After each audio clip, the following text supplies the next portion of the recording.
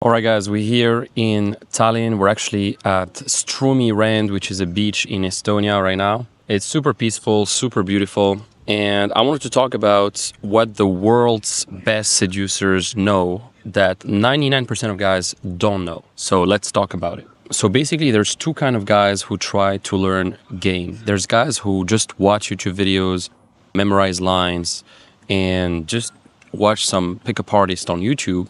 And there's guys who actually learn female psychology, learn the right dating systems, put things into practice, and really pragmatically implement the right concepts. So one type of guy watches YouTube videos and memorizes lines, and another type of guys really makes an effort to learn the best psychological principles and communication principles and actually learns the right systems when it comes to dating. And if you're the second guy, you're definitely in the right place, because today I'm going to show you what the world's best seducers have in common. Now, let's be honest, most guys approach women like they're in job interviews. They ask safe questions, no risk, no tension.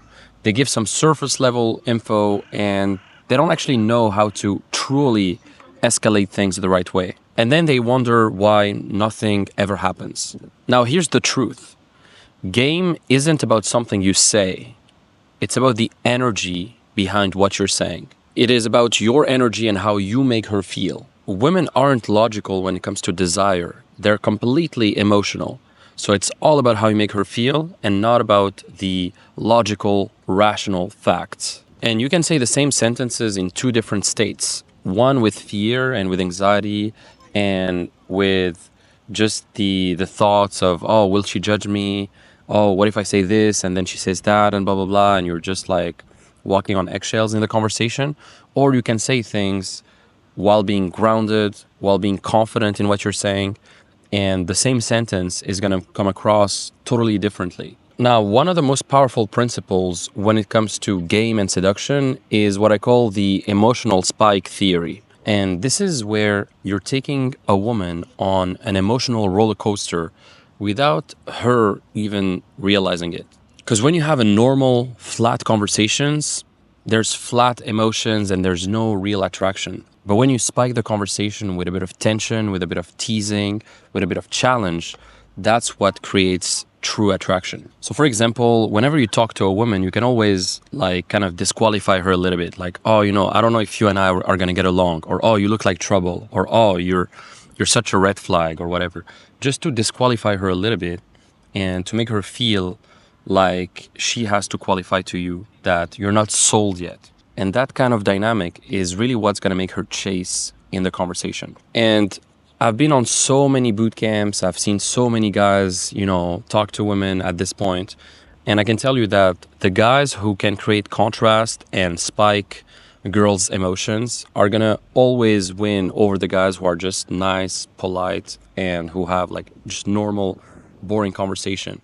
And it's not about the money or the looks or anything. It's really about how emotionally relevant you are. Because when you stay in the normal range of emotions and you speak normally like any other guy, then you're not going to truly stand out. But if you say something a bit outlandish or something that she wouldn't expect, that's when she's going to select you over another guy who might have more money or more looks, but who isn't as emotionally relevant. So you have to remember that the guys who can playfully create contrast in her emotions is always going to win over on the guy who just, has normal, nice, polite conversations. So that's the first thing I want to say is, emotional spiking. Now, you can do this in many, many ways. You can tell stories, you can make observations like cold reads as well. Like, oh, you look like blah, blah, blah.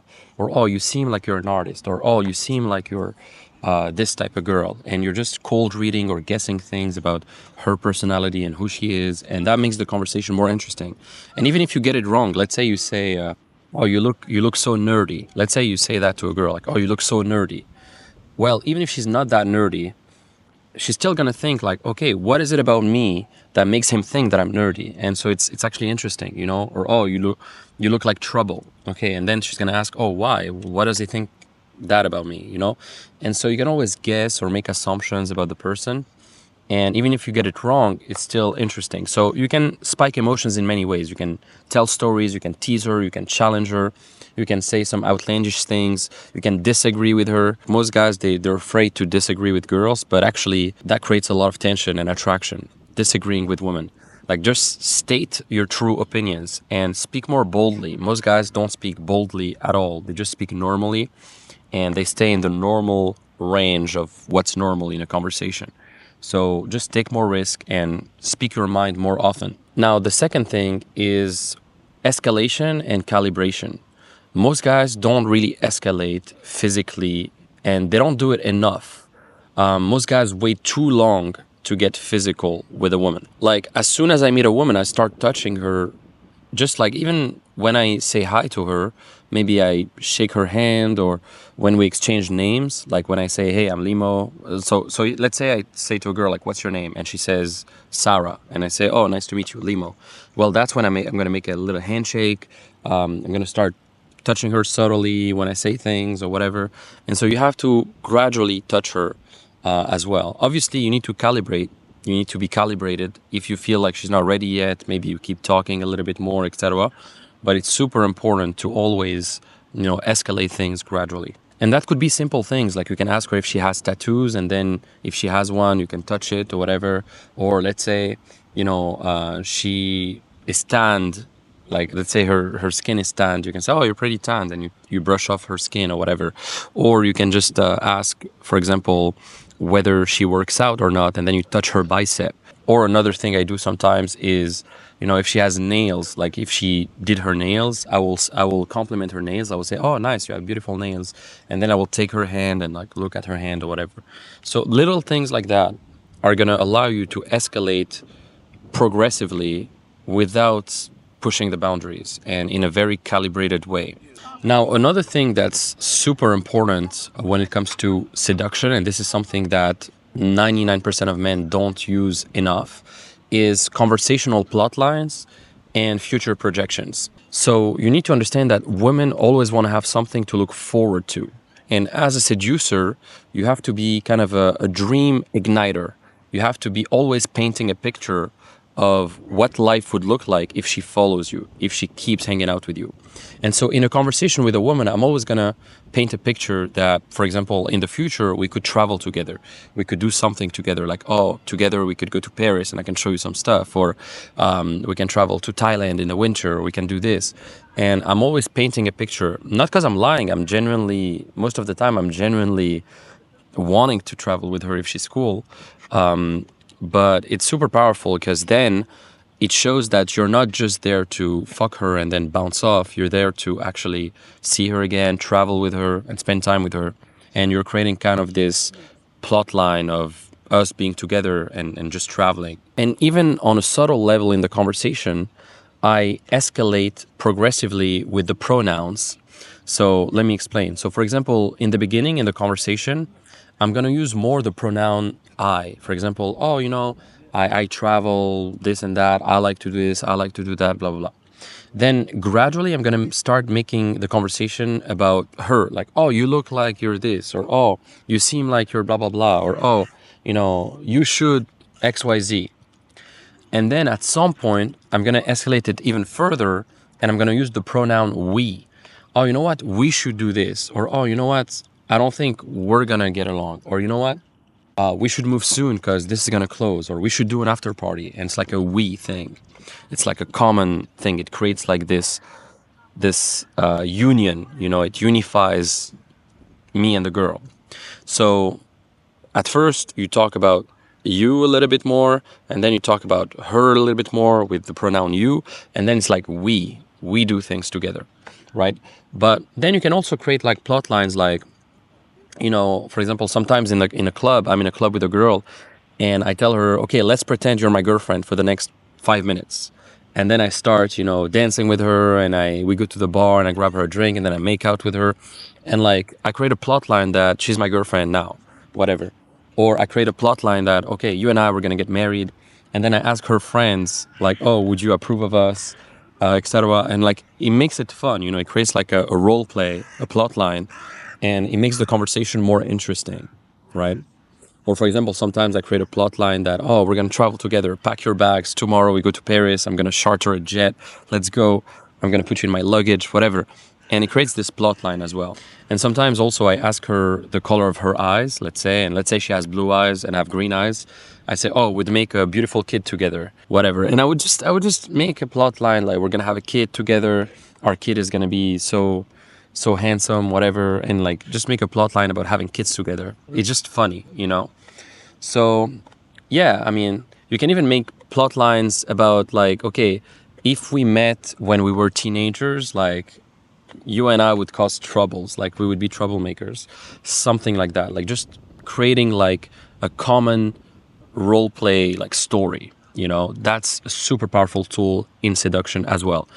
That and future projecting, like doing things in the future together, like, oh, I'm going to bring you there. We're going to do this together. We're going to visit this together. Like that creates really like a better bond as well if you want to seduce her. And even if she met you just 10 minutes ago, just creating a story like that that's fun is going to immediately make you stand out 100 times more than any other guy that is at that venue or that she's meeting. Now, let's talk about the final part that most dating coaches or pickup guru never talks about, and that's the inner game part. And this is the key to everything else. This outer game stuff, like the plot lines, the escalation, the emotional spike, whatever, all these things, the lines, etc., that's nothing if you don't have the inner game nailed down. None of it is going to work if your identity is shaky. You see, what I've seen over and over is that the best seducers, they don't chase women. They create this gravitational pull that attracts women naturally as well. And the reason why that works is because they believe that who they are is the win, that they are the prize. They are the thing to be chased. Like they think they're valuable, they think they're the man, and from there, it creates this sense of ultimate abundance that attracts women. Now, there's different pillars that you need to have in terms of inner game. Number one, like you're the prize, not her. You know, if you're working on yourself, if you're putting in the work and at the gym, in your business, etc., like you're doing what 99% of guys aren't doing. So really give yourself props. Also, you're going to build confidence through competence. So if you're competent at something and you have a high level of skills in something, then yeah, you're already valuable. So you're the prize. I mean, you're a valuable person, right? So really, if you build your physique, if you're constantly learning, if you are skilled and you're providing value to the world, like give yourself props because you're the prize. Like most guys aren't like that. Now also, you lead the interaction, not her. You're at the cause, not at the effect, because most guys are at the effect, but you need to be at the cause. That's super, super important as well. And the final thing is you're open to rejection. You're not defined by it. Like rejection is just redirection and you have a ton of options anyway. Like there's so many fish in the sea. There's 4 billion women in the world. So even if you get rejected by thousands of women, there's still plenty of women for you. So you're never too attached to a specific woman. That's also super important to have this abundance mindset. Because if you truly want to be successful with women, you need to have no fear of loss around them. Like you don't care about getting a girl or not getting a girl because you know there's so many girls for you. You're not attached to the outcome. And when you come from that standpoint, then naturally girls are going to gravitate towards you because they know that you can replace them instantly and that you're not attached to a single outcome. You're completely non-needy. You're just in abundance. You're living your life. You know you're the prize. And then either she joins the ride or not. And people will feel that around you. They will feel, if you have a weak frame, people will feel it. So look, this is not about being flashy. It's about being grounded. It's about being polarizing. It's about being emotionally relevant and knowing how to escalate and calibrate accordingly. Now, obviously, I teach a ton of systems in my programs, inside the Dating Accelerator, inside my boot camps. I teach a lot of systems when it comes to online, with Instagram, when it comes to cold approach, when it comes to, escalating things and conducting the dates, etc., or even building a social circle. I teach so many things. But at the end of the day, core attraction isn't necessarily flashy. It's something that is within your identity first, and then there's obviously a lot of outer game stuff and little tactics, and this is what I'm showing you a little bit in this video, but ultimately it's all about the identity as well. And this is what we work on in my programs as well. In my programs, we don't work only on the outer game, we also work on the inner game. All right, so if you want to learn how to do this and you finally want to attract 1, 2, 3 amazing women every single week, or you want to have an amazing girlfriend in the next few weeks, then check out the link in the description. There's a video that explains everything, and there's also the opportunity to book a call with myself or my team. So if you want to book a call on the calendar, check it out. There's a few availabilities each week. We're going to go over your situation, we're going to go over your goals, and then we're going to create a game plan together to really get you there in the shortest amount of time. So check out the link in the description right now. And you've watched enough videos, so now it's time to step into the arena and learn the right systems. Also, if you're not subscribed to my YouTube channel and you want more videos like this, then subscribe, leave a comment, and I'll see you on the next one.